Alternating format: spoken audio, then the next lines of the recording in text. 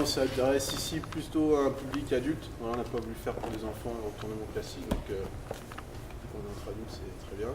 Donc on va commencer par, comme c'est une situation fermée, du coup on va vous montrer la technique directement. Et puis on va vous demander de répéter la technique et après je vous expliquerai la petite évolution dans l'exercice, c'est-à-dire qu'il faudra toujours faire la même technique, mais avec une résistance de Uke qui va être progressive pendant l'exercice et à différentes étapes. Voilà. Donc, je vais vous expliquer ça après. Déjà, je vais vous montrer la technique qu'il faut réaliser. Donc, travail de retournement, suivi d'étranglement.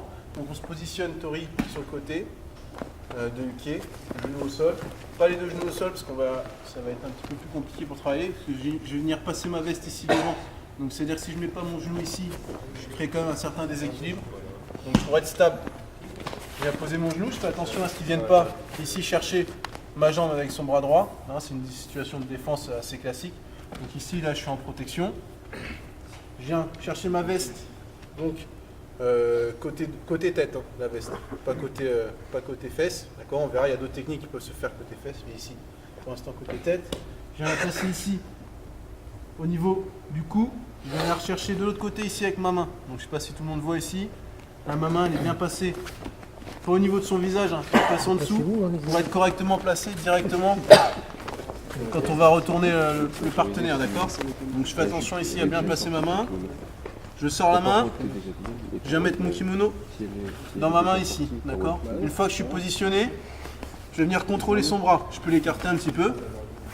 Là, mon pied ici, comme je disais tout à l'heure, là je suis pas à genoux, je suis sur mon pied, ça me permet de me lever plus rapidement pour venir passer ma jambe au-dessus ici. Une fois que je suis là, je vais rentrer mon bras gauche derrière la tête et je vais retourner. Là c'est la phase de transition, donc on a retourné. Je vais terminer le mouvement.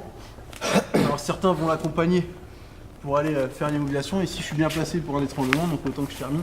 Là je vais essayer d'aller sortir ma jambe, contrôler au niveau de l'épaule.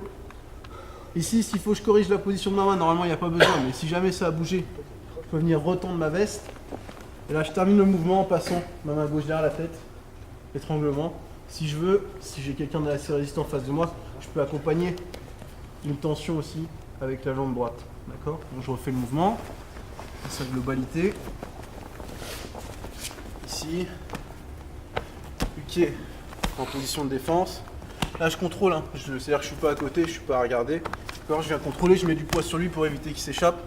Ici, ma jambe elle est assez loin pour pas qu'il vienne me chercher. Je passe ma veste, là, ma main directement placée ici, correctement. Pas trop, sinon il va pouvoir partir. Là, je place ici, je contrôle son bras. Une fois que je suis positionné, je me relève. Je passe ma jambe ici, je sors ma jambe. Là, étranglement. D'accord? Donc c'est vraiment un enchaînement. Retournement, étranglement. D'accord? Donc ça va assez vite. Donc pour l'instant, vous allez travailler deux par deux cette technique. Et après, je vous montrerai la consigne pour l'évolution de la situation.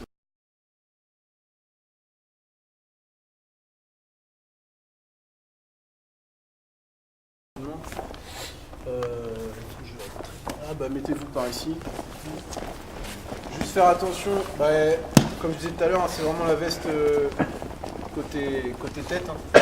D'accord, si vous allez chercher l'autre veste, ça peut fonctionner, mais on verra que ça peut, enfin, on verra pas là, mais on peut l'utiliser sur d'autres techniques plutôt. D'accord, et ça vous permet d'avoir plus d'amplitude dans le mouvement, de prendre celle-ci. Ensuite, le deuxième point, c'est vraiment de garder un contrôle ici sur le partenaire, d'accord, de vraiment pas être ici pour travailler, parce qu'ici il peut s'échapper comme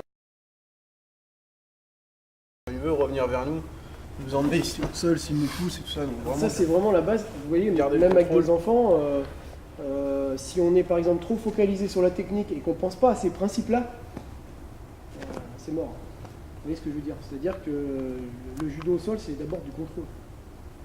Et donc, tu peux t'embarquer en roulant aussi, quand tu passes ton bras là, ici. Non, parce qu'il ne passe pas à l'intérieur. Il passe pas à l'intérieur. Ouais, il passe pas à l'intérieur. Mais là, je vais le mettre en dessous, mais une fois que s'il roule, moi je pars sur ma technique. Ouais. Je pars sur ma technique direct, c'est lui qui m'aide en fait à faire ma technique s'il fait ça. Donc là, c'était le premier taille, vraiment venir mettre du poids ici, contrôler la jambe vraiment loin. Il y en a qui travaillaient ici. Et la dernière chose, c'est une fois que je suis passé ici, de ne pas me lever avant d'avoir passé ma main ici. Il y en a qui se lèvent, qui font ça, et ensuite qui viennent chercher la main. D'accord? Le mieux, c'est de se lever une fois qu'on a contrôlé le bras. Là, j'ai contrôlé le bras. Comme tu disais, s'il m'enroule, Vas-y, on roule. ou bien même si j'ai pas passé ma jambe, je la passe une fois que j'ai roulé. Là, j'étrangle. D'accord, je peux repartir. Oui, si je veux, mais ici, la situation, c'est le retournement et l'étranglement. D'accord, donc vraiment passer le bras avant de se lever. Là, ici, quitte à l'écarter un petit peu. Là, si je veux être sûr d'être stable, je peux l'écarter, hein, même s'il commence à enrouler. Là, j'écarte, je tends mon bras. Là, je suis stable. D'accord, je travaille ici avec mon pied. Une fois que je suis prêt, là, je le rapproche. D'accord. Là, je sors vraiment la jambe par-dessus l'épaule. Ça permet de vraiment. Là, la poussée sur la jambe, elle est importante. Alors je précise qu'on n'est pas forcément dans une séance de judo. On peut être dans le waza ou en jiu-jitsu brésilien. D'accord. Donc, Et juste pour faire évoluer du coup, que l'exercice, on va faire en 3 temps. D'accord. Donc là, on l'a répété quelques fois chacun sans résistance de la part du quai. On va faire en 3 temps. Chaque fois, on fera des séquences d'une minute ou deux. Au début, on va augmenter progressivement la résistance du quai à différentes étapes. Au début, il va me laisser me placer ici. Il va me laisser le retourner. Il va commencer à défendre ici, sur la phase d'étranglement. Donc ça veut dire qu'il peut essayer d'aller sortir mon bras ici. Il peut essayer de se retourner, de sortir de mes jambes. Voilà, il va essayer de résister vraiment à l'étranglement, m'empêcher de passer la jambe par-dessus l'épaule. Ça, ce sera la première phase.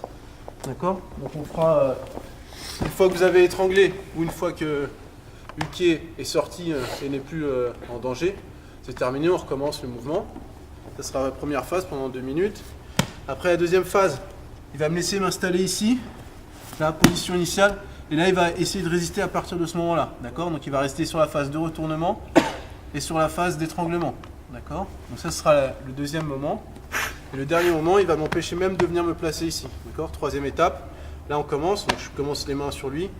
Là je peux le prévenir que ça commence en lui mettant un petit signal sur le dos, et là ça commence, et là il m'empêche ici de venir rentrer ma main. D'accord. Et c'est à moi d'essayer de réaliser la technique au mieux, malgré les difficultés.